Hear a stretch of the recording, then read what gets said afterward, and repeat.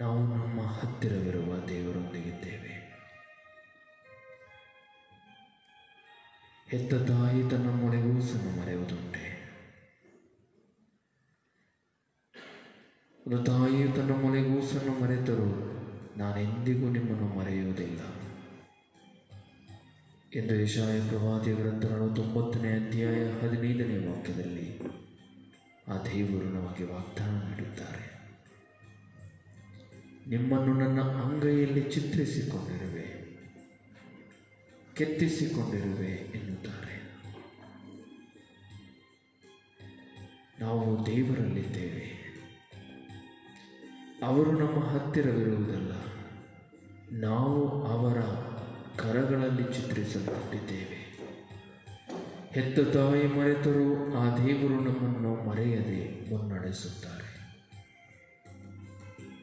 ಆ ದಯಾಮಯ ದೇವರು ಮಾಡುವ ಮಹದೋಪಕಾರಗಳಿಗೆ ಕೃತಜ್ಞತೆ ಸಲ್ಲಿಸುವುದು ಮಾತ್ರವಲ್ಲ, ಇಂದು ನಾವು ನಮ್ಮ ಹತ್ತಿರವಿರುವ ದೇವರಿಗೆ ಕೃತಜ್ಞತೆಯನ್ನು ಸಲ್ಲಿಸಬೇಕು. ನಮ್ಮ ಜೀವನದಲ್ಲಿ ಅವರು ನಮ್ಮ ಮೇಲೆ ನೀಡಿರುವ ಕೃಪೆಗಾಗಿ, ಹರಿಸಿರುವ ಮಳೆಗಾಗಿ ಕೃತಜ್ಞತೆಯನ್ನು ಸಲ್ಲಿಸಬೇಕು.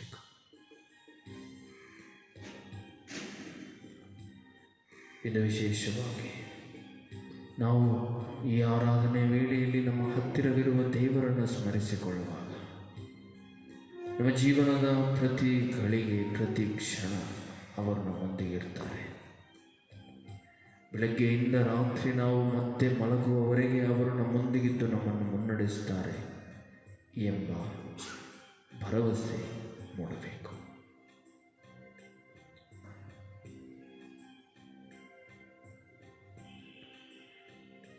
ನಮ್ಮ ದೇವರು ನಮ್ಮ ಕರ ಬಿಡುವುದಿಲ್ಲ,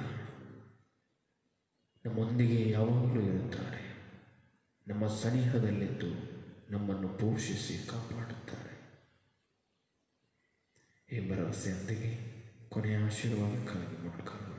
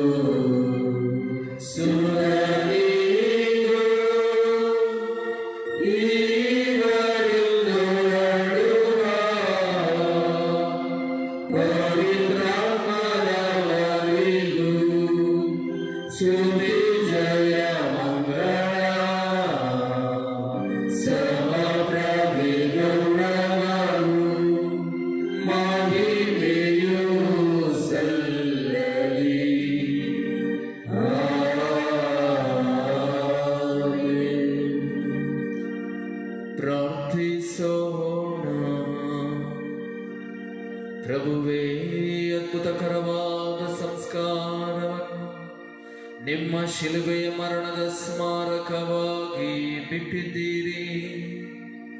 ನಾವು ನಿಮ್ಮ ಪೂಜ್ಯ ಶರೀರ ಮತ್ತು ರಕ್ತದ ಈ ಪರಮ ರಹಸ್ಯವನ್ನು ಆರಾಧಿಸಿ ಅದರಿಂದ ನಿಮ್ಮ ರಕ್ಷಣೆಯ ಫಲಗಳನ್ನು ಅನುಭವಿಸುವಂತೆ ಮಾಡಿರಿ. ಪಿತದೇವರೊಂದಿಗೆ ಪವಿತ್ರಾತ್ಮರ ಐಕ್ಯದಲ್ಲಿ ಯುಗ ಯುಗಾಂತರಕ್ಕೂ ಜೀವಿಸಿ ಆಳುವ ನಿಮ್ಮನ್ನು ಪ್ರಾರ್ಥಿಸುತ್ತೇವೆ.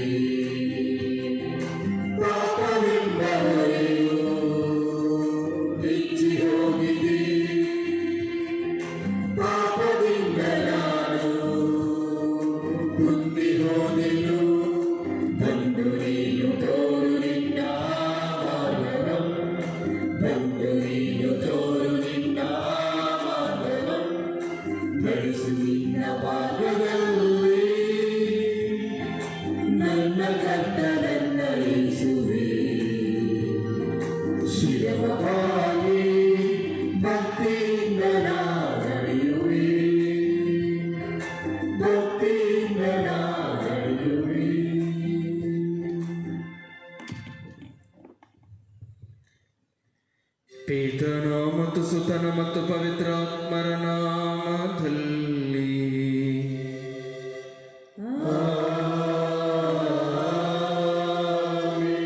ನಮ್ಮ ಪ್ರಭು ಯೇಸು ಕ್ರಿಸ್ತರ ಕೃಪಾವರವು ದೇವರ ಪ್ರೀತಿಯು ಪವಿತ್ರಾತ್ಮರ ಅನ್ಯೋನ್ಯತೆಯು ನಿಮ್ಮೆಲ್ಲರೊಡನೆ ಇರಲಿ.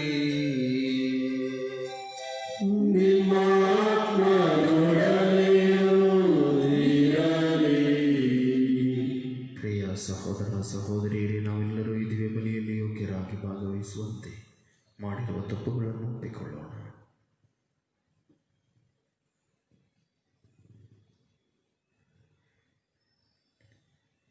ಪಶ್ಚಾತ್ತಾಪಿ ಹೃದಯಗಳನ್ನು ಗುಣಪಡಿಸಲು ನೀವು ಕಳುಹಿಸಲ್ಪಟ್ಟಿರಿ. ಪ್ರಭು ದಯೆ ತೋರಿ. ಪಾಪಿಗಳನ್ನು ಕರೆಯಲು ನೀವು ಬಂದಿರಿ. ಕ್ರಿಸ್ತರೇ ದಯೆ ತೋರಿ. ನಮಗಾಗಿ ಭಿನ್ನವಿಸಲು ತಂದೆಯ ಬಲಗಡೆಯಲ್ಲಿ ಆಸೀನರಾಗಿರುವಿರಿ. ಪ್ರಭು ದಯೆ ತೋರಿ. ಸರ್ವಶಕ್ತ ದೇವರು ನಮಗೆ ದಯೆ ತೋರಿಸಿ ನಮ್ಮ ಪಾಪಗಳನ್ನು ಕ್ಷಮಿಸಿ ನಮ್ಮೆಲ್ಲರನ್ನು ನಿತ್ಯ ಜೀವಕ್ಕೆ ಕರೆದೊಯ್ಯಲಿ. ಪ್ರಾರ್ಥಿಸೋಣ. ದೇವರೇ, ಧರ್ಮಶಾಸ್ತ್ರದಲ್ಲಿರುವ ಎಲ್ಲ ಆಜ್ಞೆಗಳನ್ನು ನಿಮ್ಮ ಪ್ರೀತಿ ಹಾಗೂ ನೆರೆಹೊರೆಯವರ ಪ್ರೀತಿಯ ಬುನಾದಿಯ ಮೇಲೆ ಸ್ಥಾಪಿಸಿದ್ದೀರಿ. ನಾವು ಅವುಗಳನ್ನು ಪಾಲಿಸುತ್ತಾ ಅನಂತ ಜೀವನಕ್ಕೆ ಯೋಗ್ಯರಾಗುವಂತೆ ಅನುಗ್ರಹಿಸಿರಿ. ನಿಮ್ಮೊಂದಿಗೆ ಪವಿತ್ರಾತ್ಮರ ಐಕ್ಯದಲ್ಲಿ ದೇವರ ಯುಗ ಯುಗಾಂತರಕ್ಕೂ ಜೀವಿಸಿ ಆಳುವ ನಮ್ಮ ಪ್ರಭು ನಿಮ್ಮ ಪುತ್ರರು ಆಗಿರುವ ಯೇಸು ಕ್ರಿಸ್ತರ ಮುಖಾಂತರ ನಿಮ್ಮನ್ನು ಪ್ರಾರ್ಥಿಸುತ್ತೇವೆ.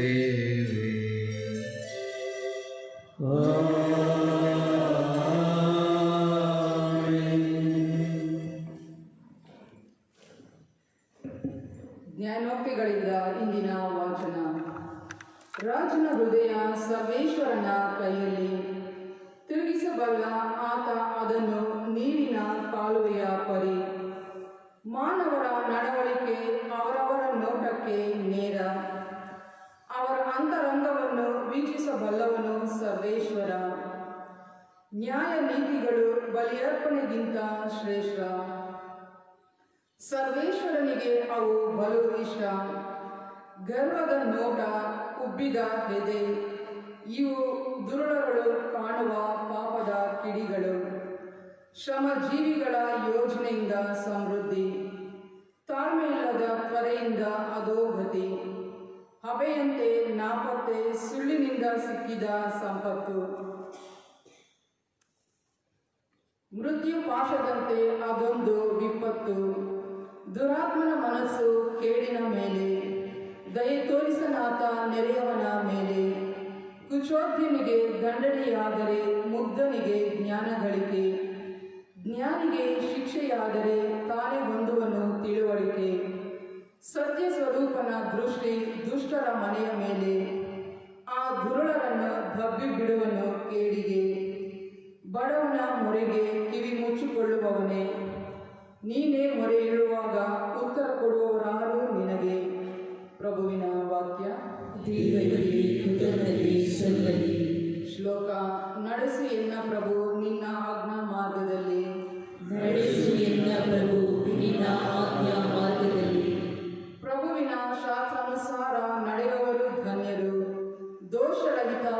ಮಾರ್ಗದಲ್ಲಿ ನಡೆಯುವವರು ಧನ್ಯರು.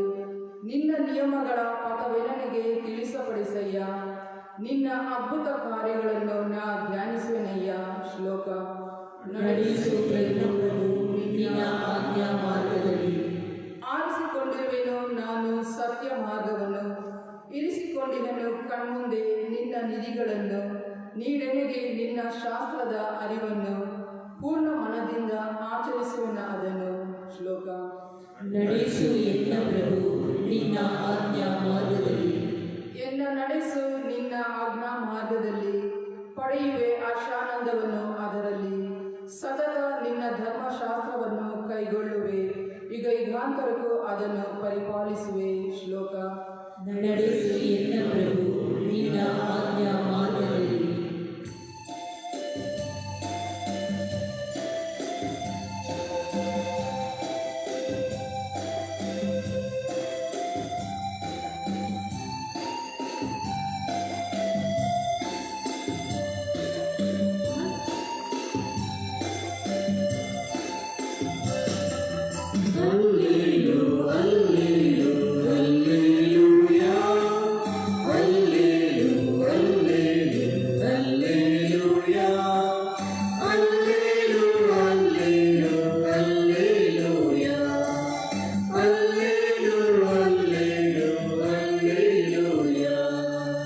ನನ್ನ ಕುರಿಗಳಾದರೂ ನನ್ನ ಸ್ವರವನ್ನು ಗುರುತಿಸುತ್ತವೆ.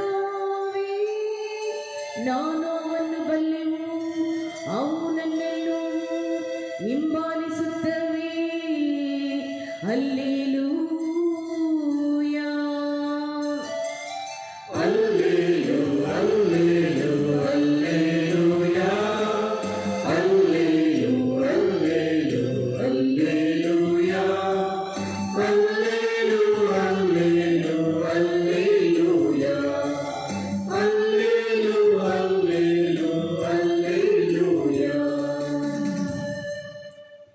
ಪ್ರಭು ನಿಮ್ಮೊಡನೆ ಇರಲಿ. ಸಂತ ಲೂಕರು ಬರೆದ ಪವಿತ್ರ ಶುಭ ಸಂದೇಶದಿಂದ ವಾಚನ. ಪ್ರಭು ನಿಮಗೆ ಮಹಿಮೆ ಸಲ್ಲಲಿ.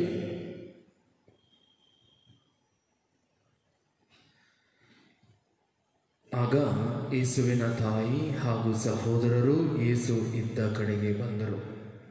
ಆದರೆ ಜನಸಂದಣಿಯ ನಿಮಿತ್ತ ಹತ್ತಿರಕ್ಕೆ ಬರಲಾಗಲಿಲ್ಲ. ಯೇಸುವಿಗೆ, ನಿಮ್ಮ ತಾಯಿ ಮತ್ತು ಸಹೋದರರು ನಿಮ್ಮನ್ನು ಕಾಣಬೇಕೆಂದು ಹೊರಗೆ ನಿಂತಿದ್ದಾರೆ ಎಂದು ತಿಳಿಸಲಾಯಿತು. ಅದಕ್ಕೆ ಯೇಸು, ದೇವರ ವಾಕ್ಯವನ್ನು ಕೇಳಿ ಅದರಂತೆ ನಡೆಯುವವರೇ ನನಗೆ ತಾಯಿ ಮತ್ತು ಅಣ್ಣ ತಮ್ಮಂದಿರು ಎಂದರು. ಪ್ರಭುವಿನ ಶುಭ ಸಂದೇಶ. ಕ್ರಿಸ್ತರೇ ನಿಮಗೆ ಸ್ತುತಿ ಸಲ್ಲಲಿ.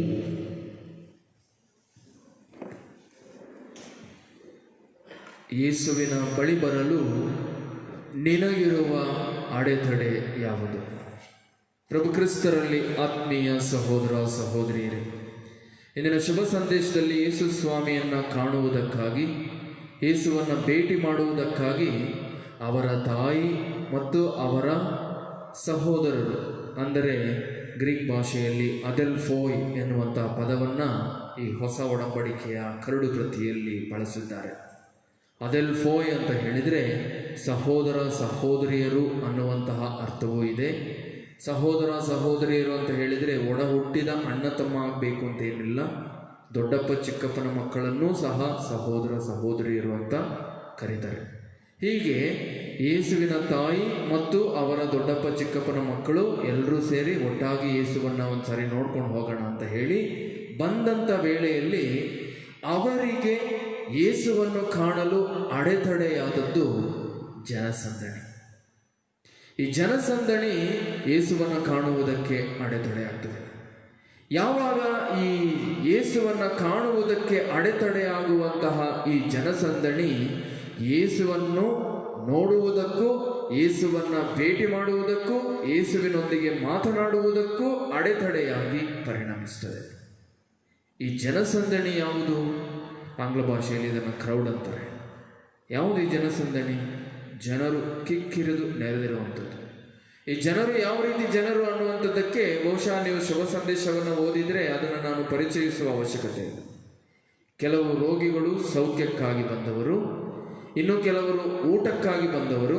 5,000 ಜನರಿಗೆ ಊಟ ಹಾಕಿದಾಗ ಸೇರ್ಕೊಂಡಿದ್ರಲ್ಲ ಜನ, ಹಾಗೆ ಇನ್ನು ಕೆಲವರು ಊಟಕ್ಕಾಗಿ ಬಂದವರು, ಇನ್ನು ಕೆಲವರು ಅದ್ಭುತಗಳನ್ನು ನೋಡುವುದಕ್ಕಾಗಿ ಬಂದವರು, ಇನ್ನು ಕೆಲವರು ಶಿಷ್ಯರು, ಇನ್ನು ಕೆಲವರು ಪ್ರೇಷಿತರು, ಕೆಲವು ಯಹೂದ್ಯರು, ಕೆಲವು ಫರಿಸಾಯರು, ಕೆಲವು ಸದ್ದುಕಾಯರು, ಕೆಲವು ನ್ಯಾಯಶಾಸ್ತ್ರಜ್ಞರು. ಹೀಗೆ ಬೇರೆ ಬೇರೆ ವರ್ಗದ ಜನರು ಸೇರ್ಕೊಳ್ತಾ ಇದ್ರು.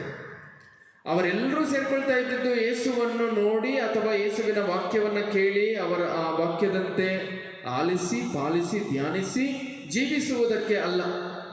ಎಷ್ಟೋ ಜನ ಬಂದು ಹೋಗುವಂಥವ್ರು, ನೋಡ್ಕೊಂಡು ಹೋಗುವಂಥವರೇ ಸುಮಾರು ಜನ ಇರ್ತಾರೆ. ಸಾಧಾರಣವಾಗಿ ನಾವು ಅಂಗಡಿಗಳಿಗೆ ಹೋಗ್ತೀವಿ. ಅಂಗಡಿಗಳಿಗೆ ಹೋದಾಗ ಈ ಕಾಲೇಜಿನಲ್ಲಿ ಓದುವಂಥ ಮಕ್ಕಳು ಅಥವಾ ಒಂದು ಸ್ವಲ್ಪ ಬೆಳೆದಂಥವರು ಅವರೆಲ್ಲ ಅಂಗಡಿಗಳಿಗೆ ಹೋಗ್ತಾರೆ. ಅವ್ರನ್ನ ಕೇಳಿ, ನೀವು ಏನು ಮಾಡ್ತೀರಾ ಮಕ್ಕಳ ಈ ಮಾಲಲ್ಲಿ ಅಂತ ಹೇಳಿ, ಅವ್ರು ಹೇಳ್ತಾರೆ ನಿಮಗೆ ವಿಂಡೋ ಶಾಪಿಂಗ್ ಅಂತ. ವಿಂಡೋ ಶಾಪಿಂಗ್ ಅಂತ ಹೇಳಿದರೆ ಸುಮ್ಮನೆ ನೋಡ್ಕೊಂಡು ಬರೋದು, ಇದೆಷ್ಟು ಅಂತ ಹೇಳಿ ಸುಮ್ಮನೆ ನೋಡಿಕೊಂಡು ರೇಟ್ ಕೇಳ್ಕೊಂಡು ಬರುವಂಥದ್ದು, ಅದನ್ನು ವಿಂಡೋ ಶಾಪಿಂಗ್ ಅಂತಾರೆ. ಹಾಗೆ ಸುಮಾರು ಜನ ಬರ್ತಾಯಿದ್ರು ಯೇಸು ಸ್ವಾಮಿಯ ಬಳಿ ವಿಂಡೋ ಶಾಪಿಂಗ್ ಮಾಡೋಕ್ಕೆ, ಸುಮ್ಮನೆ ನೋಡೋಕ್ಕೆ ಸುಮಾರು ಜನ ಬರ್ತಾಯಿದ್ರು. ಈ ನೋಡೋಕ್ಕೆ ಬಂದವರು ಯೇಸುವಿನ ತಾಯಿ ಸಹೋದರ ಸಹೋದರಿಯರಿಗೆ ಅಡೆತಡೆ ಆಗ್ಬಿಡ್ತಾರೆ.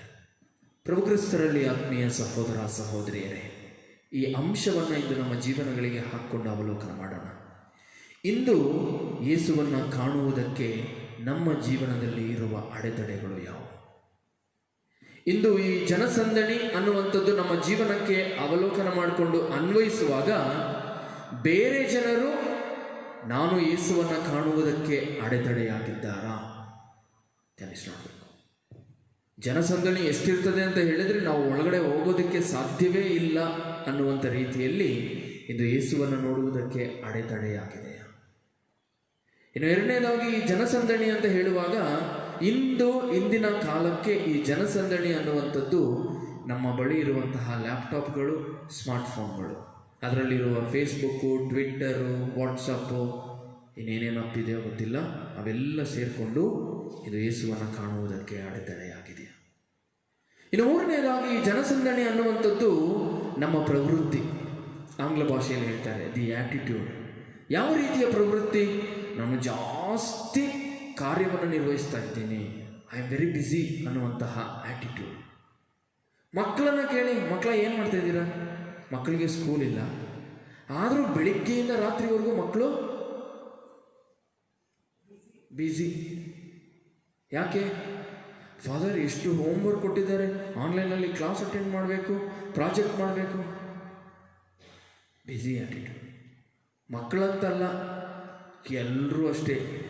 ನಾವು ಬ್ಯುಸಿ ಅನ್ನುವ ಆ್ಯಟಿಟ್ಯೂಡ್ನಲ್ಲಿ ಪ್ರವೃತ್ತಿಯಲ್ಲಿ ಮುಳುಗಿ ಹೋಗಿ ಇವತ್ತು ಆ ಪ್ರವೃತ್ತಿ ಯೇಸುವನ್ನು ಕಾಣುವುದಕ್ಕೆ ಅಡೆತಡೆಯಾಗಿದೆ.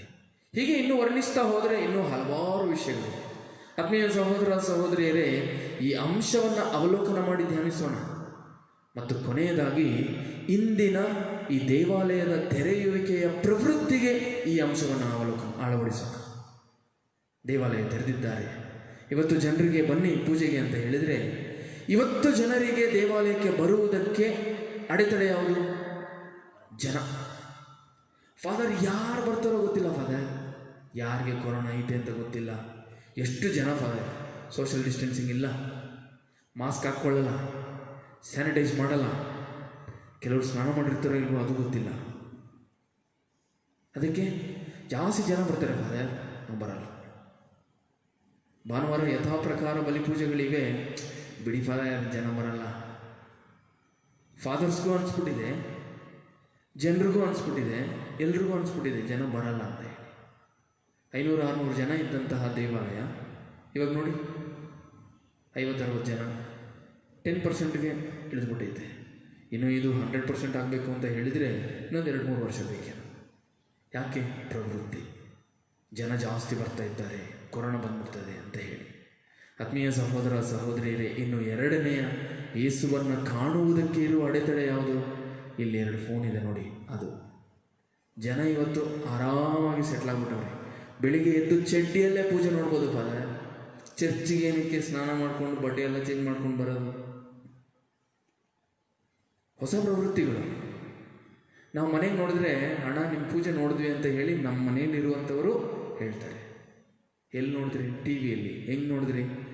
ಸ್ನಾನ ಮಾಡಿಕೊಂಡು ಮುಖ ಎಲ್ಲ ತೊಳ್ಕೊಂಡು ಕೂತ್ಕೊಂಡು ಅಲ್ಲ, ಏನೋ ಬರ್ತಾಯಿದೆ ಟಿ ವಿಯಲ್ಲಿ ಒಂದು ಪ್ರೋಗ್ರಾಮ್ ನೋಡೋಣ ಅಂತ. ಆತ್ಮೀಯ ಸಹೋದರ ಸಹೋದರಿಯರೇ, ಇಂದಿನ ಪ್ರಸ್ತುತ ಸಮಾಜಕ್ಕೆ, ಇಂದಿನ ಪರಿಸ್ಥಿತಿಗೆ ಯೇಸುವನ್ನು ಕಾಣಲು ನನಗಿರುವ ಅಡೆತಡೆ ಯಾವುದು? ಈ ಪ್ರಶ್ನೆಯನ್ನು ಆಳವಾಗಿ ಧ್ಯಾನಿಸಿ, ಅಡೆತಡೆ ಇದ್ದರೆ ಅದನ್ನು ನಿರ್ಮೂಲನೆ ಮಾಡಿ ನಾವು ಕ್ರಿಸ್ತರ ಬಳಿಗೆ ಬರುವ ಪ್ರಯತ್ನವನ್ನು ಮಾಡೋಣ. ಆಮೇಲೆ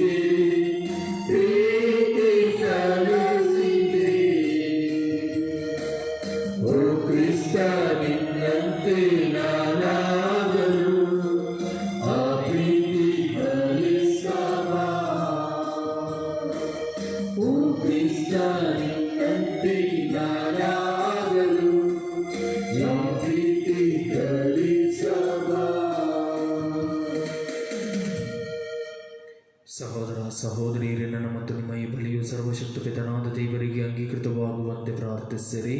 ಪ್ರಭು ತಮ್ಮ ನಾಮದ ಸ್ತುತಿ ಹಾಗೂ ಮಹಿಮೆಗಾಗಿಯೂ ನಮ್ಮ ಮತ್ತು ತಮ್ಮ ಇಡೀ ಪವಿತ್ರ ಧರ್ಮಸಭೆಯ ಒಳಿತಿಗಾಗಿಯೂ ಈ ಬಲಿಯನ್ನು ನಿಮ್ಮ ಕರೆಗಳಿಂದ ಸ್ವೀಕರಿಸಿರಿ.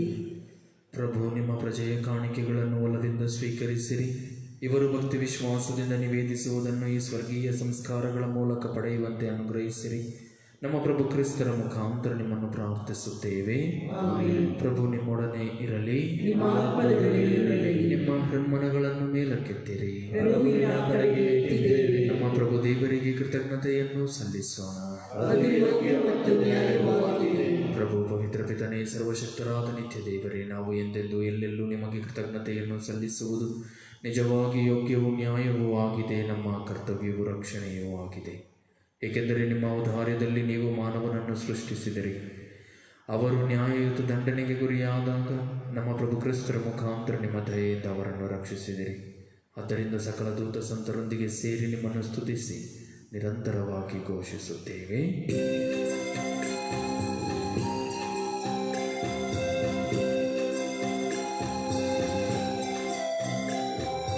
ಪರಿಶುದ್ಧರು, ಪರಿಶುದ್ಧರು, ಸೇವೆಗಳ ದೇವರಾದ ಕರ್ತರು ಪರಿಶುದ್ಧರು.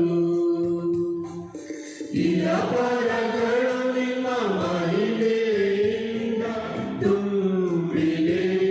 ಮಹೋನ್ನತದಲ್ಲಿ ಹೋಸಾನ, ಪ್ರಭುವಿನ ನಾಮದಲ್ಲಿ ಬರುವವರು ಆಶೀರ್ವದಿತರು. ಮಹೋನ್ನತದಲ್ಲಿ ಹೋಸಾನ. ಪ್ರಭು, ನೀವು ನಿಜವಾಗಿಯೂ ಪರಿಶುದ್ಧರು, ಸರ್ವ ಪರಿಶುದ್ಧತೆಯ ಬುಗ್ಗೆಯೂ ನೀವೇ.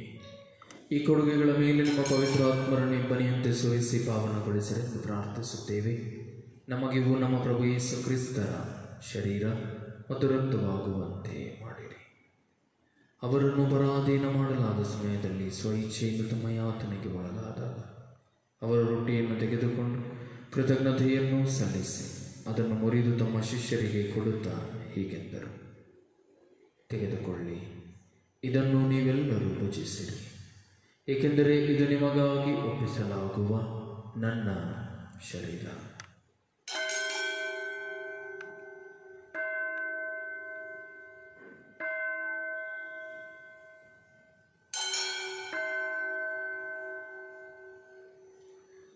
ಅಂತೆಯೇ ಭೋಜನದ ಅಂತ್ಯದಲ್ಲಿ ಅವರು ಪಾನಪಾತ್ರೆಯನ್ನು ತೆಗೆದುಕೊಂಡು ಮತ್ತೊಮ್ಮೆ ನಿಮಗೆ ಕೃತಜ್ಞತೆಯನ್ನು ಸಲ್ಲಿಸಿ ತಮ್ಮ ಶಿಷ್ಯರಿಗೆ ಕೊಡುತ್ತಾ ಹೀಗೆಂದರು, ತೆಗೆದುಕೊಳ್ಳಿ ಮತ್ತು ಇದರಿಂದ ನೀವೆಲ್ಲರೂ ಪಾಲು ಮಾಡಿರಿ, ಏಕೆಂದರೆ ಇದು ಹೊಸ ಮತ್ತು ಅನಂತ ಒಡಂಬಡಿಕೆಯ ನನ್ನ ರಕ್ತದ ಪಾತ್ರೆ. ಈ ರಕ್ತವು ನಿಮ್ಮ ಮತ್ತು ಅನೇಕರ ಪಾಪಗಳ ಪರಿಹಾರಕ್ಕಾಗಿ ಸುರಿಸಲಾಗುವುದು. ಇದನ್ನು ನನ್ನ ಸ್ಮರಣೆಗಾಗಿ ಮಾಡಿರಿ.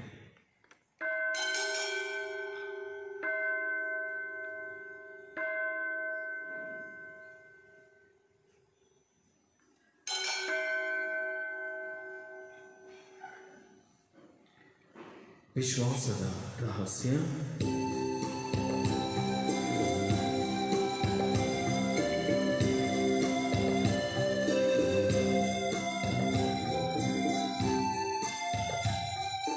ಈ ರೊಟ್ಟಿ ಭುಜಿಸಿ ಈ ಪಾನ ಕುಡಿದು ಪ್ರಭು ಬರುವ ತನಕ ಮರಣವ ಸಾರುವೆವು.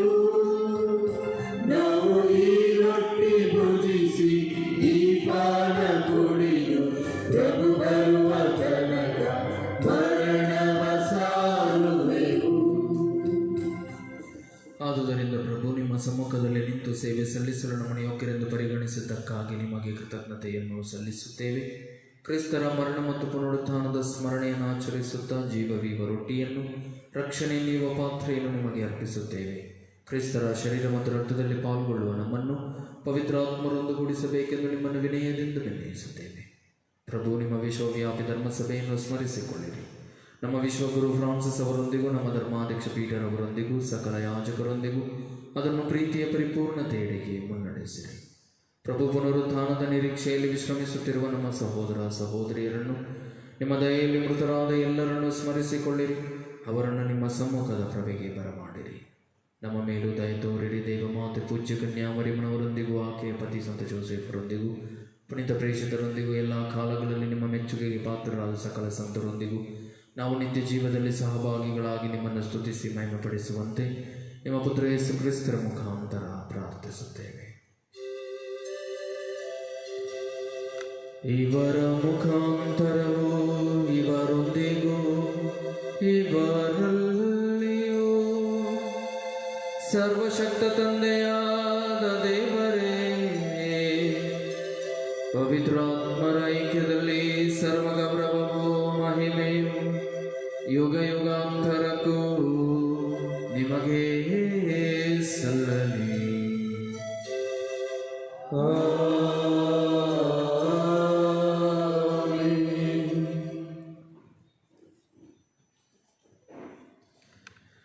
ದೇವರನ್ನು ತಂದೆಯನ್ನು ಕರೆಯುವಂತೆ ಪ್ರಭು ಯೇಸು ಕಲಿಸಿದ್ದಾರೆ. ಭಕ್ತಿಯಿಂದ ಹೇಳೋಣ. ಸ್ವರ್ಗದಲ್ಲಿರುವ ನಮ್ಮ ತಂದೆಯೇ, ನಿಮ್ಮ ನಾಮ ಪೂಜಿತವಾಗಲಿ, ನಿಮ್ಮ ರಾಜ್ಯ ಬರಲಿ, ನಿಮ್ಮ ಚಿತ್ತ ಸ್ವರ್ಗದಲ್ಲಿ ನೆರವೇರುವ ಪ್ರಕಾರ ಭೂಮಿಯಲ್ಲಿಯೂ ನೆರವೇರಲಿ. ನಮ್ಮ ಅನುದಿನದ ಆಹಾರವನ್ನು ಇಂದು ನಮಗೆ ನೀಡಿರಿ. ನಮಗೆ ತಪ್ಪು ಮಾಡಿದವರನ್ನು ನಾವು ಕ್ಷಮಿಸುವ ಪ್ರಕಾರ ನಮ್ಮ ಪಾಪಗಳನ್ನು ಕ್ಷಮಿಸಿ, ನಾವು ಶೋಧನೆಯಲ್ಲಿ ಬೀಳದ ಹಾಗೆ ಕೇಡಿನಿಂದ ನಮ್ಮನ್ನು ರಕ್ಷಿಸಿರಿ. ಪ್ರಭು ಸಕಲ ಕೇಡುಗಳಿಂದ ನಮ್ಮನ್ನು ರಕ್ಷಿಸಿರೆಂದು ಪ್ರಾರ್ಥಿಸುತ್ತೇವೆ. ನಿಮ್ಮ ದಯೆಯ ನೆರವನ್ನು ಪಡೆದು ಪಾಪದಿಂದ ಸದಾ ವಿಮುಕ್ತರಾಗಿ ಎಲ್ಲ ಸಂಕಷ್ಟಗಳಿಂದ ಸುರಕ್ಷಿತರಾಗಿರುವಂತೆ ನಮ್ಮ ಜೀವಮಾನದಲ್ಲಿ ಶಾಂತಿಯನ್ನು ದಯೆಯಿಂದ ಕರುಣಿಸಿರಿ.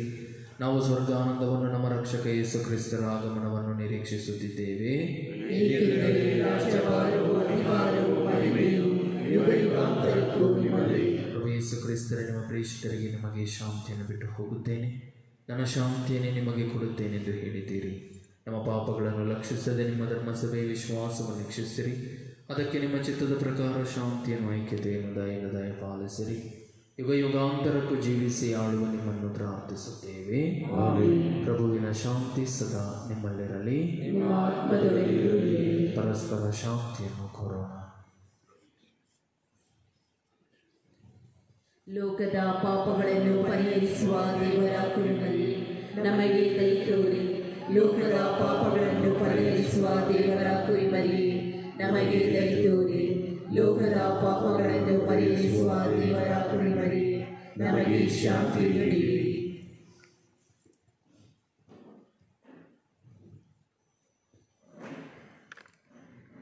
ಇಗೋ ದೇವರ ಕುರಿಮರಿ, ಇಗೋ ಇವರೇ ಲೋಕದ ಪಾಪಗಳನ್ನು ಪರಿಹರಿಸುವವರು. ಕುರಿಮರಿಯ ಭೋಜನಕ್ಕೆ ಆಹ್ವಾನಿತರು ಭಾಗ್ಯವಂತರು. ಪ್ರಭು, ತಾವು ನನ್ನ ಮನೆಯನ್ನು ಪ್ರವೇಶಿಸಲು ನಾನು ಪಾತ್ರರಲ್ಲ, ಆದರೆ ತಾವು ದೇವರು ಮಾತನ್ನು ನುಡಿಯಿರಿ, ನನ್ನ ಆತ್ಮವು ಸ್ವಸ್ಥವಾಗುವುದು.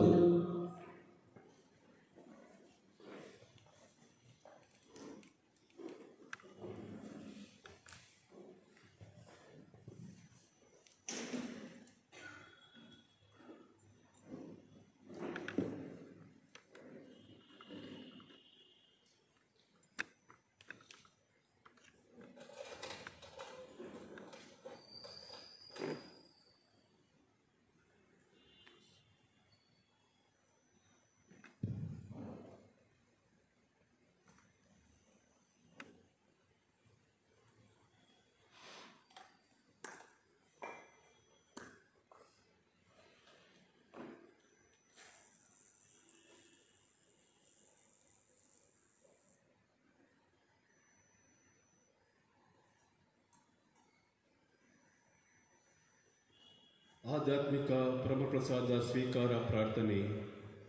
ಓ ನನ್ನ ಯೇಸುವೆ, ನೀವು ನಿಜವಾಗಿಯೂ ಪರಮಪ್ರಸಾದ ಸಂಸ್ಕಾರದಲ್ಲಿ ಪ್ರಸನ್ನರಾಗಿದ್ದೀರಿ ಎಂದು ನಾನು ವಿಶ್ವಾಸಿಸುತ್ತೇನೆ.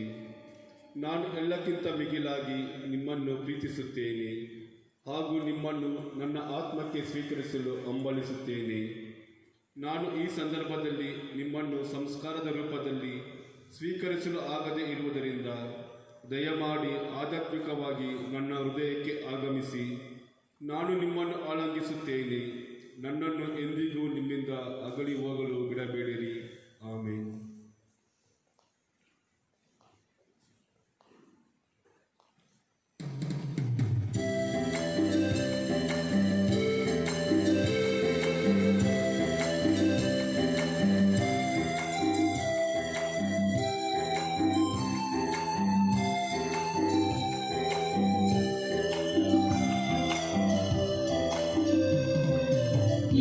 ದೇವನೇ ನಿನ್ನ ಕರೆಯುವೆ, ಆತ್ಮದೇಗುಲ ನಾ ತೆರೆಯುವೆ, ನಿನಗೆ ಸ್ವಾಗತ ಎಂದು ಬಯಸುವೆ.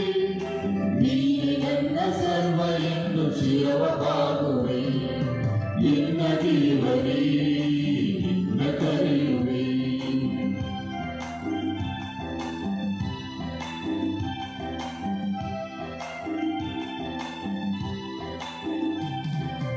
ಎನ್ನ ಆತ್ಮವು ನಿನ್ನ ಬರುವ ಕಾದಿದೆ, ಬರುವ ಸಡಗರ ಎನ್ನ ಆತ್ಮ ತುಂಬಿದೆ. ಎನ್ನ ಆತ್ಮವು ನಿನ್ನ ಬರುವ ಕಾದಿದೆ, ಬರುವ ಸಡಗರ ಎನ್ನ ಆತ್ಮ ತುಂಬಿದೆ. ಬಂದು ಎನ್ನ ಆತ್ಮದೇ ತಂದು ದೇವನೇ, ಇದುವೇ ನಿನಗೆ ಮಾಡಿ ಎನ್ನ ದೀನ ಪ್ರಾರ್ಥನೆ. ಎನ್ನ ದೇವನೇ ನಿನ್ನ ಕರೆಯುವೆ, ಆತ್ಮದೇಗುಲ ನಾ ತೆರೆಯುವೆ. ನಿನಗೆ ಸ್ವಾಗತ ಎಂದು ಬಯಸುವೆ. ನೀನೆ ನನ್ನ ಸರ್ವ ಎಂದು ಶಿರವಾಗುವೆ. ಎನ್ನ ದೇವನೇ ನಿನ್ನ ಕರೆಯುವೆ.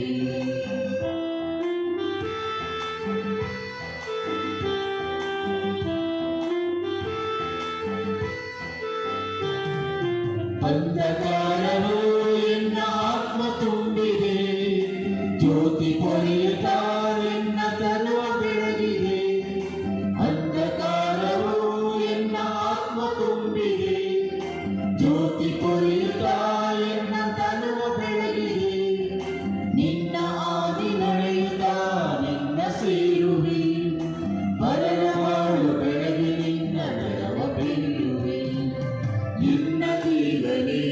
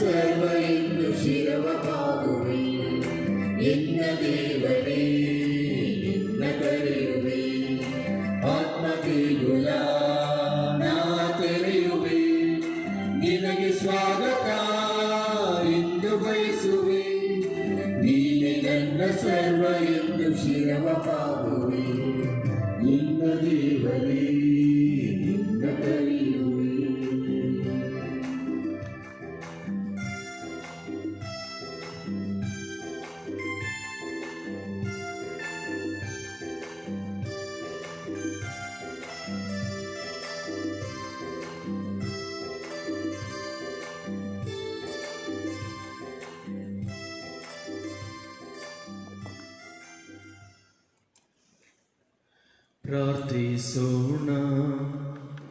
ಪ್ರಭು, ನಿಮ್ಮ ಸಂಸ್ಕಾರದಿಂದ ನೀವು ಪುನಶ್ಚೇತನಗೊಳಿಸಿದವರನ್ನು ಮೇಲಕ್ಕೆಬ್ಬಿಸಿರಿ. ಈ ರಹಸ್ಯದಲ್ಲೂ ನಮ್ಮ ಜೀವನ ಶೈಲಿಯಲ್ಲೂ ನಿಮ್ಮ ರಕ್ಷಣೆಯನ್ನು ನಾವು ಪಡೆಯುವಂತಾಗಲಿ. ನಮ್ಮ ಪ್ರಭು ಕ್ರಿಸ್ತರ ಮುಖಾಂತರ ನಿಮ್ಮನ್ನು ಪ್ರಾರ್ಥಿಸುತ್ತೇವೆ.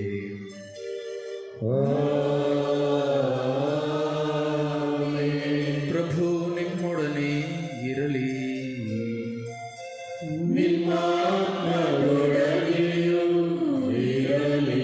ಸರ್ವಶಕ್ತ ದೇವರಾದ ಪಿತಾ, ಸುತ ಮತ್ತು ಪವಿತ್ರಾತ್ಮರು ನಿಮ್ಮೆಲ್ಲರನ್ನೂ ಆಶೀರ್ವದಿಸಲಿ.